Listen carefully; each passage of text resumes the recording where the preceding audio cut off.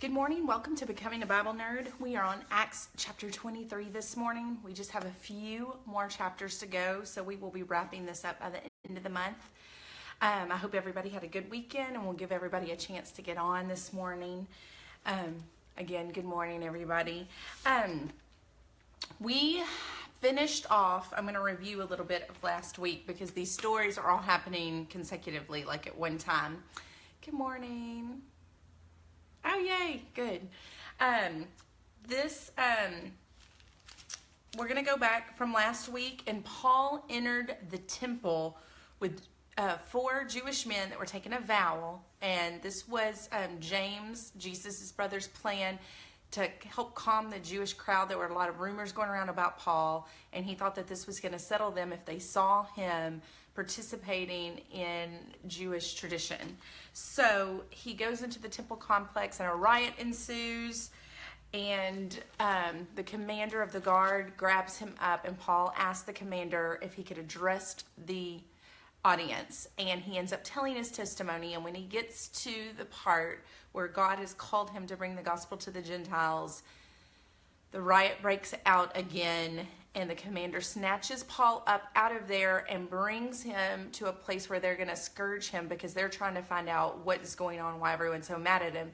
And he ends up saying, wait, I'm a Roman citizen, and it's by birth, so that's even more prestigious, I guess, than if you were you bribed your way into Roman citizenship. And so now this commander doesn't really know what to do with him, but he needs to get to the bottom line of why he is making these Jewish people so mad. So he brings them in front of the Sanhedrin. Good morning, everybody. So that is where we are today. We are in chapter 23. There's a lot of little nerdy facts that we're going to talk about today. So this is going to be, instead of more of a life lesson, things that we can apply to us, it's a lot of historical facts, but we'll dig in and see what we can dig out of them and learn for the first time. So chapter 23, Paul in front of the Sanhedrin. It says that, I'm in verse 1, Paul looked intently at the Sanhedrin and said, brothers, I have lived my life before God in all good conscience until this day. He is explaining to them that he has been a faithful Jew, that he is still living by the law and the traditions, and that he has been faithful. And that is exactly what's in question here. They think that he is breaking these different laws that have been so important since the beginning of time. He refers to this good conscience 23 times in his epistles. So this is very important to him for people to know that he is still living by and obeying the law of Moses. But the high priest Ananias ordered those who were standing next to him to strike him on the mouth. Ananias, let's talk about him for a minute. Ananias is the new high priest. The last time that we really discussed high priests in detail was Caiaphas, and that is who was the high priest whenever Jesus was on trial.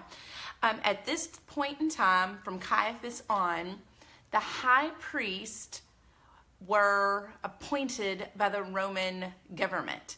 They were supposed to be from the line of Levites, and it was a family bloodline that determined who the high priest was. But when Rome came in, they decided, we are going to let you worship in the temple, and we are going to allow you to make sure that the laws are carried out, and we're even going to allow you to execute people if they break certain temple laws, but we are going to choose who the high priest is going to be.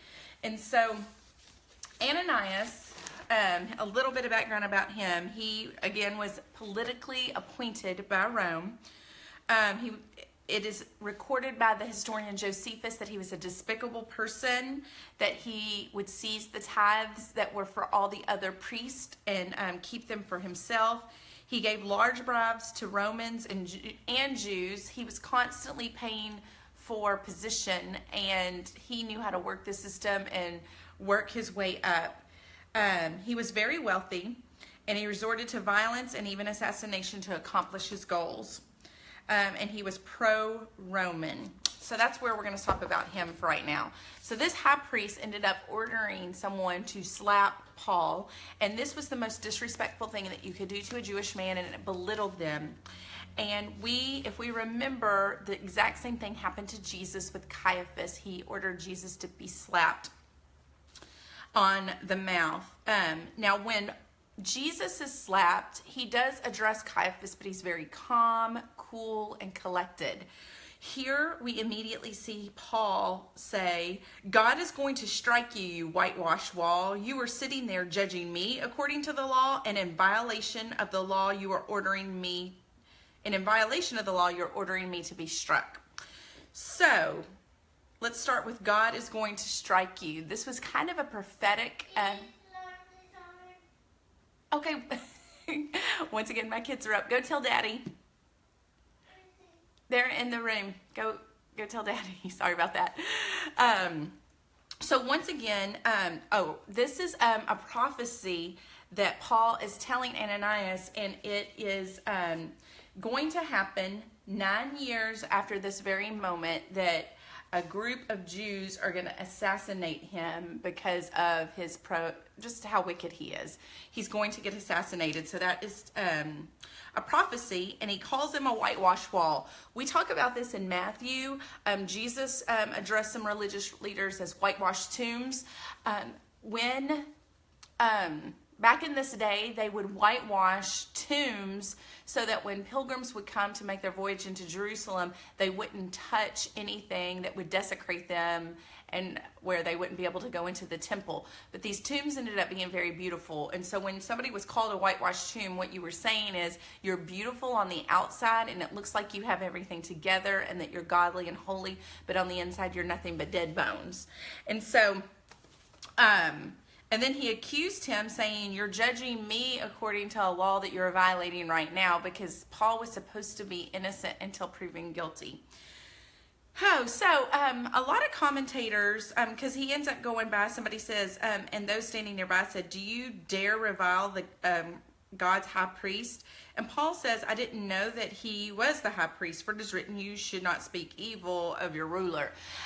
There are so many different opinions about this chapter right now. In fact, one of the people I listened to said that this is probably one of the most difficult scriptures to interpret. Some people believe that it's been because Paul hasn't been there for 20 years, so he doesn't know who the high priest is. Some people said perhaps the high priest wasn't wearing his garb because this was not a normal meeting. I find that unlikely because it's so important for, and these men's status and everything was so important to him. I'm sure that the high priest had a certain place that he stood or sat in the Sanhedrin whenever they convened. I don't really buy that. But also it could have been that Paul's eyesight was bad and he didn't quite know in the mix of everything and all the confusion who said what. I could see that. But he kind of lost his temper, and what this tells me, we look at Jesus in the same situation and he's calm and cool and collected. In fact, he even teaches that you should turn the other cheek, and we see Paul just kind of spew out some things. It looks like he lost his temper. I like to think that he just lost his temper and told him off, because that just shows how God can use people with flaws and people that don't always have it all together, and he still has his hand upon them and he still plans to use them. And it just kind of gives me hope whenever I see people mess up, but we don't know what was really going on here. So Paul decides to take another tactic at this point. He sees that what he's talking about isn't working, and so he changes his tactic. And remember, Paul was a Pharisee, and he was a brilliant Pharisee. He studied underneath one of the smartest rabbis, most revered rabbis of his time, and that was, you had to be selected.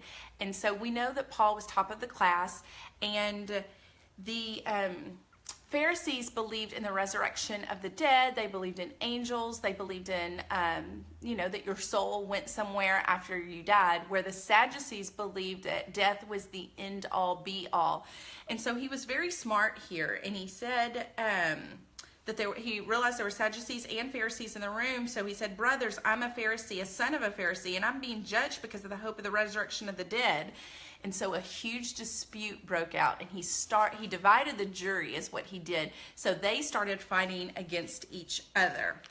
And so they got Paul out of there, and they brought him to the barracks. And we're in verse 11. It says, the following night, the Lord stood by him and said, have courage, for as you have testified about me in Jerusalem, so you must also testify in Rome.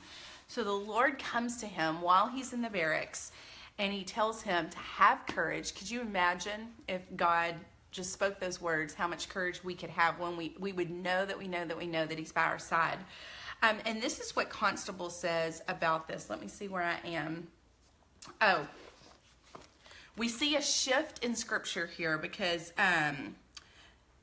it says the Lord's appearance to Paul all occurred around great crises in his life. When Jesus' witnesses were previously in prison, prison doors were wondrously opened for them. So in the past, we've seen chains fall off of prisoners with Peter and with Paul. We've seen prison doors open, and that's no longer going to be the case. There's a shift. The Lord's reassurance must take place of miraculously open doors. The divine power that rescues from prison has become a powerful presence that enables the witness to endure an imprisonment that lasts for years. So the shift went from God opening doors, setting captives free, to his presence going in and giving encouragement and power to endure the punishment. We're going to come back to that later and talk about it for a little bit. So the Lord went to Paul during his night in prison and encouraged him. Now, there were some Jews in this that got together and they made a plot, and they decided they weren't going to eat or drink until Paul was killed. And they even came up with a plan. They went to Ananias and they said, hey, can you call for Paul and act like you want to investigate and ask him some questions and get to the bottom of this, but on his way there, we will jump him and we will kill him. Well, Paul's nephew that we've never heard of and none of his family is mentioned in the Old Testament, all of a sudden shows up on the scene, and he tells Paul what's going on. He's able to visit him in prison, and this just shows perks of being a Roman citizen. He's able to have visitors, and then Paul ends up even sending him to the commander and saying, hey, can you go tell what you've heard to the commander? And the commander listens to this nephew, and so it just kind of shows what good standing that Paul is in. And he reports to him the news, and the commander took it seriously and made a plan to get Paul out of there.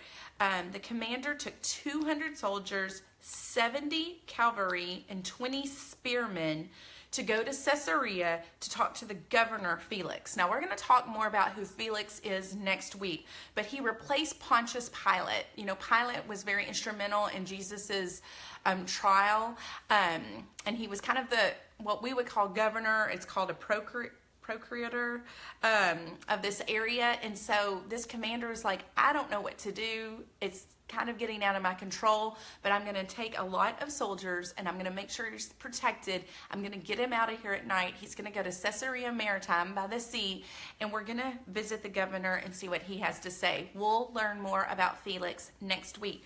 But the point that John Corson pointed out, and I thought this was so good, was that when we look at these series of events, he says, God cares more about our future than we do.